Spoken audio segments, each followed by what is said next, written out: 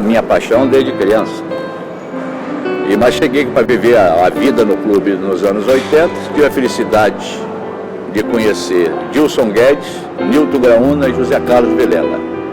E foram pessoas que eu convivi e que serviram de exemplo para mim do que eu não tinha essa pretensão naquela época de ser um dirigente. Mas comecei a conviver com eles e comecei a tirar as coisas, aprender as coisas boas, como eles dirigiam o futebol, como que ocorriam as coisas, e houve uma oportunidade em 1993, que o Juber, que era vice-presidente de finanças do Arnaldo Santiago, e o Nilton Graúna me chamaram para fazer parte da diretoria. Eu aceitei, e o Graúna estava junto, ali o Sodilson ainda estava vivo naquele momento, e tanto é que eu pegava o Sodilson em casa todos os dias e levava o Sodilson para ele assistir os treinos, porque eu ficava às vezes perturbado com a coisa, acontecia uma coisa ou outra, eu não sabia por onde começar, e eu ia em cima do Sodilson, dava duas palavras e resolvia. E eu sempre fui um bom aluno, tá? Então, eles eram os professores, que eles tiveram a experiência. A pessoa que não dá valor à experiência, tá? É uma pessoa que não sabe, está jogando fora, economizar muito tempo que se precisa para ter essa experiência. Então, você ficar do lado dessa pessoa que tem experiência, porque, por exemplo, tem um grupo no Fluminense hoje aí que eles acham que os velhos deviam ter morrido todos. Agora, eles só se esquecem que eles nunca ganharam nada, nem esse título de 2012 eles ganharam, não. Eles pegaram o time campeão e tiveram 10 jogadores titulares em 2012, e quase ainda perderam ainda. Em 2011 fizeram uma bagunça total no futebol. Se o Rodrigo Caetano no Celso contratar de pressa, tinha feito uma bagunça horrorosa aí eles. Mas por quê? Porque dispensaram a experiência dos mais velhos, tá? O mais velho ele tem que ser ouvido, porque ele viveu. Futebol não tem faculdade, e futebol não. Futebol você tem que viver o dia a dia do futebol. Futebol, a sua faculdade é você conviver ali, aprender, mas aprender tudo. E nem todo mundo consegue aprender. Tá? Você tem que ter vontade, porque, por exemplo, esse pessoal não vai aprender nunca, porque eles acham que o passado do Fluminense não valeu nada. Então o Fluminense tem 100 e tantos anos de glórias, aí é o Fluminense, que o grande na história toda é o Fluminense. O importante é o Fluminense, não são as pessoas que estão lá. E a prova disso é que as pessoas passam, o clube fica. O Fluminense sai todo dia no jornal desde que foi fundado. E qual a pessoa que sai no jornal, o Rivelino, um grande jogador, meu ídolo. Ele tinha um mês que tinha saído do Fluminense e já não saía todo dia mais no jornal. Eu comecei em 93. Eu cheguei e ganhamos a Taça Guanabara, e que ficou sem... Ganhamos em 93, agora em 2010, em 2012, que voltaram a ganhar novamente. Nós ganhamos a Taça Guanabara e fomos à final do campeonato. E em 1994, nós fizemos um time, fomos na França, trouxemos o Luiz Henrique, fizemos um time bom, tivemos grandes vitórias, 7-1 no Botafogo, duas goleadas no Flamengo, de 4-1 e uma de 4-2, mas perdemos a final novamente para o Vasco. Ganhamos de 4-0 aqui no Maracanã o time do Palmeiras, que foi campeão brasileiro de 94, o nosso elenco aí. E foi se tirando aí, foi se fazendo uma espinha dorsal, e tiramos daí alguns jogadores, com outros jogadores que vieram em 2005, em 95, e especialmente o Renato, e a gente montou aquele elenco, fez tudo aí, o Sotelê Santana, que me ajudou bastante a fazer aquele elenco. Teve um volante que eu contratei e depois apareceu outro, que era o Ailton. O Sotelê falou para mim, ó, você que vai contratar, mas eu acho que esse é melhor do que o outro. E eu fui naquela da experiência, quem sou eu para poder discutir alguma coisa de tática e conhecer jogador com o Sotelê Santana? Quem sou eu? Atendi o Sotelê e ele falou para mim, só está faltando você botar a cereja do bolo. Aí eu falei para ele, e eu sem jeito de falar, porque tinha acontecido uma coisazinha, uma briguinha entre ele e o Renato, eu sem jeito de falar para ele que eu estava querendo trazer o Renato. Em 94 eu já tinha tentado contratar o Renato, porque o Carlos Alberto Torres tinha pedido para contratar o Renato, mas não foi possível. E no momento que eu falei para ele, Sotelê, o que o senhor acha do Renato? Ele falou, é o cara que estava faltando. pode ir lá e pode contratar. Todas as desavenças Isso. que ele tinha. E eu tive a felicidade, em 2005, de proporcionar o Renato, ele e o Sotelier trocaram um abraço no campo, em 95, lá no Morumbi. Se abraçaram, acertaram tudo. Para mim foi uma coisa muito importante para mim no futebol. E o Renato é uma pessoa maravilhosa, o Sotelier também é. E aí trouxemos o Renato e foi aquilo ali, chegamos na final do campeonato, no turno final. Trouxemos o Joel Santana, fui contratar o Joel em 94, em dezembro de 94, lá no Terreirão, que era o centro de treinamento do Bahia. Encontrei o Joel lá de calção, sandália de dedo e tal. Tá? Louco com a oportunidade, doido, esperando uma oportunidade para voltar a trabalhar aqui no Rio. Falei, é esse aí. E trouxe quando começou esse campeonato de 95, o jornal O Dia publicou uma foto do Romário em pé e o time do Fluminense nas pernas do Romário, porque o salário do Romário era maior do que o meu elenco, incluindo o preparador físico, o Joel, todo mundo. O salário dele era maior, e merecido, porque ele era o melhor do mundo. O Flamengo tinha o melhor do mundo, o Flamengo tinha Branco, tinha Fabinho, tinha uma opção de jogadores aí, o Flamengo era uma seleção, certo? E ali já começou a brotar um pouquinho esse espírito de guerreiro, que não é meu, não é de ninguém, é do Fluminense. O Fluminense que proporciona, em certos momentos, parece que ele solta alguma coisa, ou algum aroma, alguma coisa que empolga as pessoas e você cria aquela vontade, aquela determinação, você se torna um guerreiro mesmo. Lá, na segunda rodada do octogonal, nós estávamos a 9 pontos de distância do Flamengo. E naquele momento, nós tínhamos perdido de 1-0 para o Botafogo. Fluminense, a melhor partida que o Fluminense fez naquele campeonato foi essa, ele perdeu de 1-0 para o Botafogo. Cheguei no vestiário, estavam os jogadores todos no chão, cabisbaixo, cheio de lencinho no Maracanã, adeus, adeus, adeus. A imprensa toda falando que o Fluminense estava fora, 9 pontos. E aí eu tive uma ideia de pagar o bicho pelaquela derrota. Tá? No Fluminense não pôde pagar, porque o Fluminense o Estatuto do Fluminense não permite que você pague uma premiação por derrota. E eu paguei. Foi incentivo. Foi um incentivo, o maior incentivo, que foi os jogadores em si, eles aceitaram, mas falaram para mim, segura esse dinheiro, me paga depois do título, você vai botar o dobro. Aquele dinheiro ficou guardado para pagar depois e ganhou. E o Renato, que foi uma contratação muito difícil, mas que as pessoas têm que enaltecer, o torcedor do Fluminense tem que enaltecer o Renato. Tá? O Renato veio jogar no Fluminense porque ele não veio só com aquela vontade do jogador, foi uma vontade própria do ser humano, que o Romário, o último salário do Renato havia sido R$75 mil. E o Renato aceitou vir jogar no Fluminense por 19. Por isso que demorou, fui lá em Búzios, eu ia lá, e não, aí eu vinha, quando chegava na BR, ele ligava, vem cá, e ficou isso aí, ficou uns 2 dias. Mas ele aceitou. E falou para mim, eu só vou porque vou dar o título ao Fluminense. E tudo aconteceu.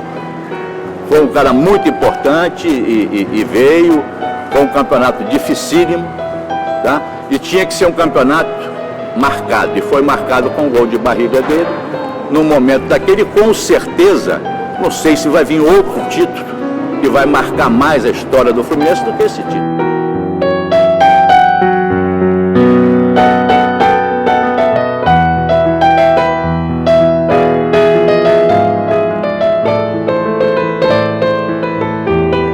Em 95 teve a eleição. Era o Gil Carneiro de Mendonça, que fazia parte, ele era vice-presidente do Arnaldo, e o Zé Carlos Vilela. E eu conversei com os dois o seguinte, o Gil tinha uma pessoa na chapa dele que eu não ia me dar bem. Eu falei, Gil, eu vou te apoiar como apoiei ele na campanha. Eu conversei ele e o Vilela. Eu falei, eu vou te apoiar, mas se você ganhar, eu não vou ser o vice-presidente. E se o Vilela ganhar, eu vou ser o vice-presidente do Vilela. E os dois queriam que eu fosse vice-presidente. Só que o Gil ganhou e eu saí em dezembro de 95.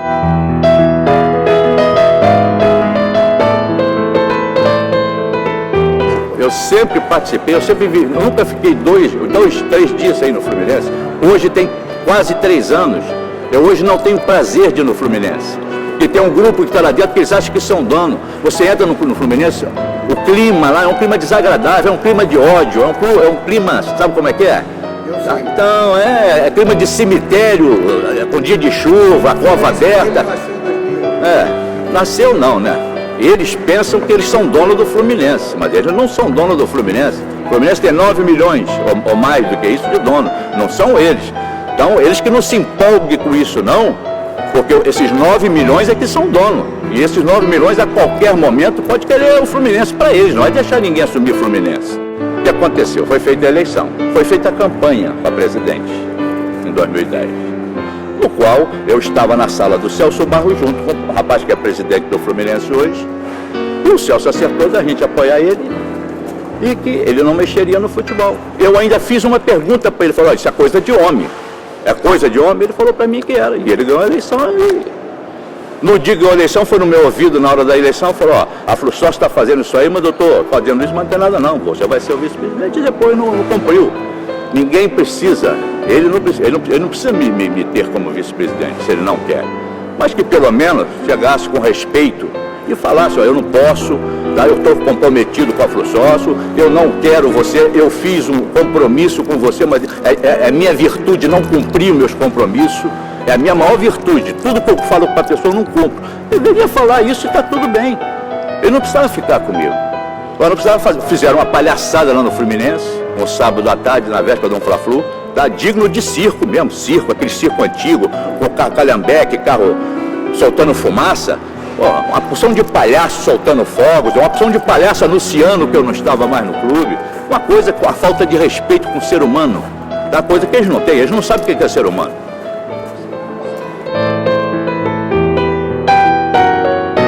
Comigo e com o Muricy, que o Muricy falou para ele. O Muricy falou para ele, falou com ele e mandou o Celso falar que se me tirasse ele ia sair. Entendeu? Só que ele não acreditou que isso ia acontecer. E o Muricy saiu. Um técnico campeão, um time campeão, e com certeza, se não tivesse tido essas irresponsabilidades que eles tiveram, teríamos sido, se ganho sim, a Copa Libertadores de 2011 e teríamos talvez, Libertadores eu não tenho dúvida que a gente ia ganhar, e talvez campeão do mundo. Que ele, com esse ato de irresponsabilidade, pensando nele, na Flusócio, não pensando no Fluminense, fez assim, como fez depois com o Emerson Sheik. No início de 2010, depois que nós ganhamos o campeonato, ele falou várias vezes para mim e para outras pessoas que aquele título tinha sido maléfico para o Fluminense, que aquilo ia acarretar em despesas e mais dívidas, entendeu? Ele falou, tá? Que aquele título, eu fiquei até apavorado, porque o cara torce para o Fluminense, como ele diz, que pelo menos veste camisa, né? E o Fluminense ganha um título brasileiro, o cara falar que não é importante, eu ali, para mim ali, eu de 1 a 100 eu não boto 0,0001 como ele e torcendo contra, tá? Torcendo contra ele e outras pessoas, aí torcendo contra para não se ganhar, porque ele já sabia que ele ia me trair, ele não ia combinar aquilo que ele fez comigo, entendeu? Não ia fazer, porque o grupo lá, não sei o quê, mas apesar de que se eu sou o presidente e combinei uma coisa, pode ser a minha mãe que venha me pedir, se eu sou homem eu vou cumprir, entendeu? Mas para mim também foi tudo tranquilo, porque o mais importante para mim é o Fluminense, certo? Eu não voltei lá porque eu não tenho interesse nenhum em conviver com eles. Primeiro que eu não vou aprender nada de bom com eles. Se tiver que acontecer alguma coisa, eu vou desaprender. E está arriscado desaprender até ser um ser humano bom como eu sou. Em 2000 eu voltei. O presidente Davi me chamou. Nós montamos um elenco, um time, e fomos disputar a Copa João Avelange. O Fluminense tinha acabado de voltar da 3ª divisão. E o nosso título ali, a gente ia ser campeão ali se a gente permanecesse na 1ª divisão. Estamos livres, que estava aquela sequência de cai, não cai. Se a gente disputasse aquele campeonato livre sem risco para cair, já seria uma grande coisa. E assim foi. Montamos um time, fomos bem na Copa de João Avelange, mas antes do final depois saímos aquele gol no Maracanã para o Bragantino, para São Caetano. E aí eu saí novamente, o Fluminense contratou um outro profissional lá, eu saí e voltei em 2006 O Fluminense estava numa situação muito delicada, estava quase na zona de rebaixamento, faltavam 7 rodadas, o Fluminense na zona de rebaixamento. E fomos trabalhar, fomos lá, corremos atrás e tal. Na última rodada nós conseguimos nos livrar. Fiquei em 2007 lá, todo mundo lá com o branco.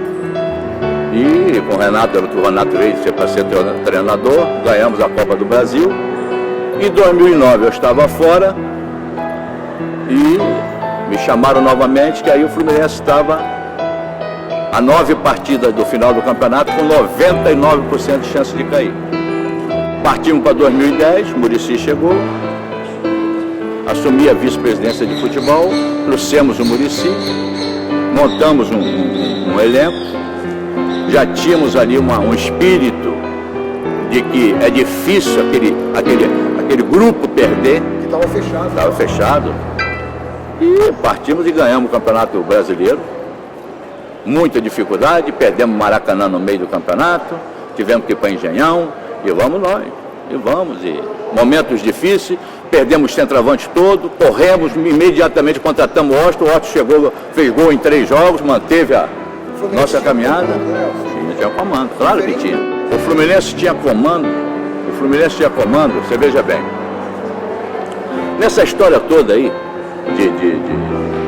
de queda para a segunda divisão, de 2009, e o título de 2010, é uma pessoa que, se não tivesse ele também, se apaga aí o negócio que se chama Celso Barros.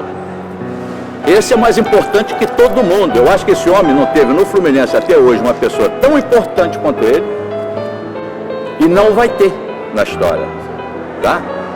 Porque ele é um torcedor. Ninguém faria isso que ele faz, ninguém. Então, ele foi importante nisso. E ele foi importante. Em 2012, tá? É ele, a imagem dele aí com o grupo aí, que fez o grupo lá, porque esse pessoal que tá aí não ia ganhar nada. Tá entendendo? Então, montamos esse time, ganhamos com o Muricy, técnico, tetracampeão brasileiro, e que foi deixar o Muricy sair. A mim não, deixar eu sair. Eu não jogo, eu não sou treinador, eu tenho o meu trabalho, tá? Tenho o meu trabalho, porque o meu departamento de futebol é outra coisa, meu departamento de futebol é enxuto. Você vê quanto era o salário do departamento de futebol, eu vou te dizer por baixo, hoje deve ser 50 vezes mais do que era na minha época, mas 50 vezes mais. O salário, tirando o jogador, eu digo ali, a cúpulazinha lá que administra o futebol. Eles falam, eu faço, eles não podem fazer o que tem que ser feito. Eles não têm capacidade por isso, até porque eles não têm tempo de futebol. Pô, eu nunca vi criança de 6 meses correr. Você já viu bebê de 6 meses sair correndo? Nunca vi. Então, eu faço. Eu tenho 15 anos que sou vice-presidente da federação. Só que na federação, esses 15 anos, eu aprendi a ver os problemas do Fluminense, do Botafogo, do Vasco, do Flamengo, do Bangu, do Madureira, etc. Eu vi o futebol aí. E o outro lado do futebol também. Tá? Você tem que ajudar o grupo. Você não pode. O Muricy gostava de mim, por quê? O Muricy só se preocupava da linha para dentro do campo, fora do campo era comigo. Ele não tinha preocupação nenhuma. Nenhuma. Por quê? Os jogadores, eu deixava os jogadores à vontade com ele. O elenco estava fechado comigo. Porque o elenco via ali que eu sou um cara que eu não prometo, eu não cumpro. E eles podem procurar na minha história que eles vão ver que eu nunca prometi nada a ninguém que eu não cumpri. E eu nunca prometi nada a ele que eu não tenha cumprido.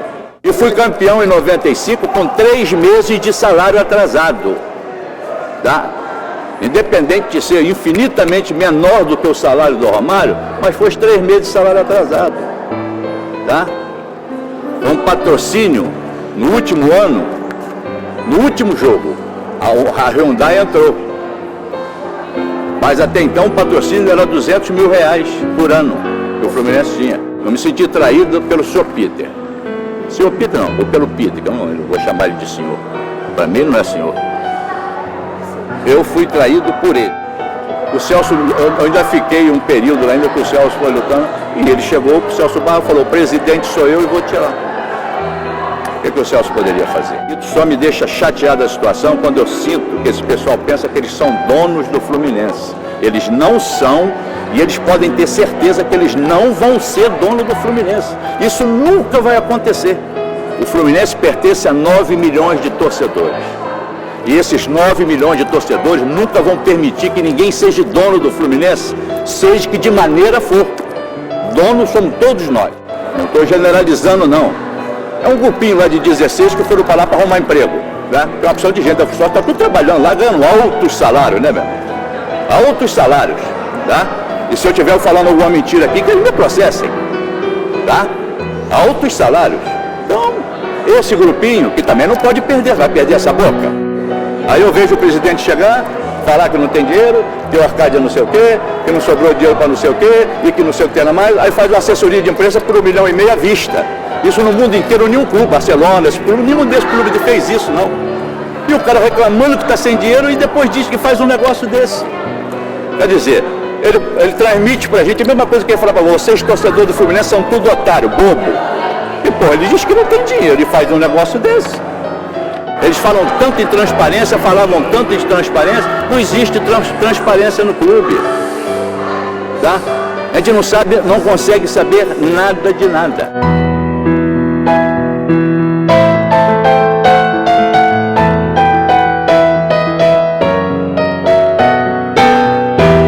Tem visto os movimentos aí que eu estou achando que está correto. Esse movimento já devia ter existido uns anos atrás. Estão se unindo, a oposição está se unindo. E não adianta uma oposição fragmentada, a oposição está se unindo. E se a oposição se unir, vai ganhar a eleição. Tá? Com certeza vai ganhar. E dentro desses 101 anos, de repente, vai ser uma das maiores coisas de boa que vai acontecer no Fluminense, a oposição ganhar essa eleição. 111. O Fluminense é grande. Certo? O Fluminense é grande. Nunca se criou. O Fluminense ele adoece um pouquinho, mas a resistência do organismo dele mata tudo isso aí. Daqui a pouquinho o sangue dele está limpinho de novo, está puro, tá? E tá ganhando, tá. O Fluminense é forte. Nós temos uma eleição. E eu gostaria que todo aquele torcedor do Fluminense, que não tem vindo nas últimas eleições para votar, que eles viessem nessa eleição.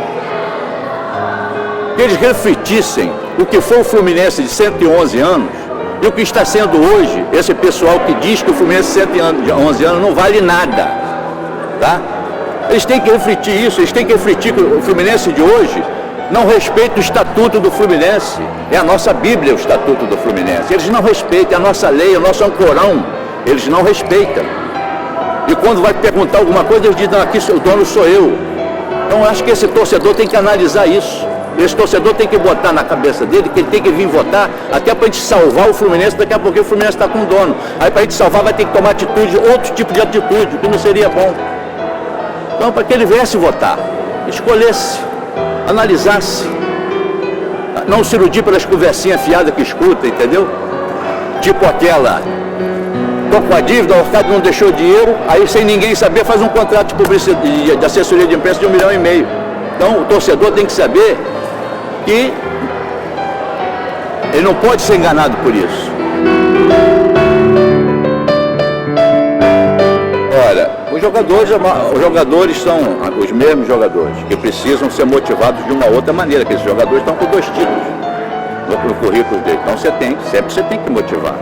É um elenco maravilhoso, não tem bandido nesse elenco, tá? O Abel, bom treinador, ainda eu falo, o Abel, todo mundo tem seus defeitos, ninguém é perfeito, tá? O Abel é um cara que, em 2011, aquele resgate ali, foi o Celso e o Abel, que o Fluminense está caminhando, correndo para a 2ª divisão, porque iniciou o campeonato, no segundo turno que o time deu aquilo ali, com certeza, Celso e Abel, mais ninguém, entendeu? Mas olha, eu nunca deixei de torcer, eu torço, mesmo em casa eu torço, porque eu torço pelo Fluminense, eu não torço para o Joaquim, Manuel, ninguém.